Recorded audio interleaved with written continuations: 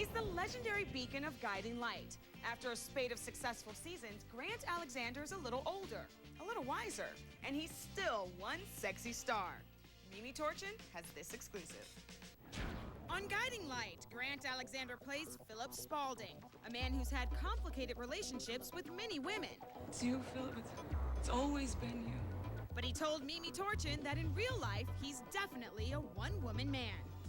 I remember the first time you walked on Guiding Light. You looked like Prince Charming. What was that, 1983?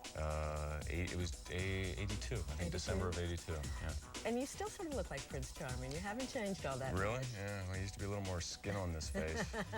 Now I just give the lighting directors a skull on a stick, you know, as a stand-in for No, me. Grant, that isn't true. What do you think has been the biggest change in Grant?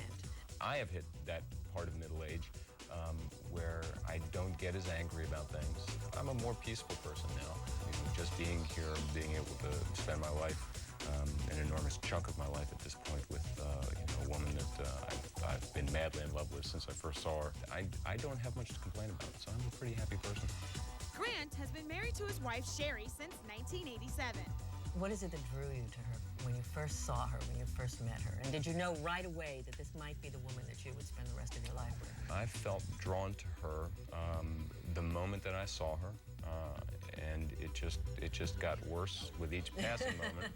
And I actually told my mom, I was 19 at the time, and I told my mom that weekend, I said, I think I've met the woman I'm going to spend the rest of my life with. And of course, she dismissed that.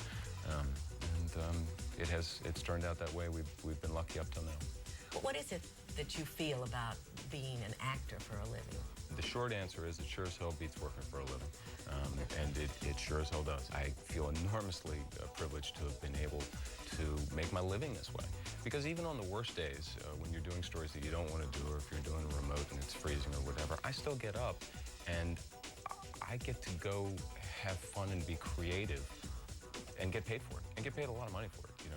And I look around at other jobs that are much more important than what I do, that are not nearly as well compensated, and I just am very, very grateful. I have one last question, and I want to ask you if you could make any contribution to the world, any lasting contribution, what would that be? I think everybody has something to offer to someone else. Maybe just the way you look at life, maybe it's your disposition, maybe it's a philosophy that you have. Some part of you can be important to somebody else. As in the case of ripples, you pass it to someone, and hopefully they pass it on to somebody else. Can't do much better than kindness. I'd like to be a kinder person and try to pass that on to somebody else. Well, I think you're a great guy, and I've enjoyed this so much, and thank you so much for coming. Always a pleasure. He's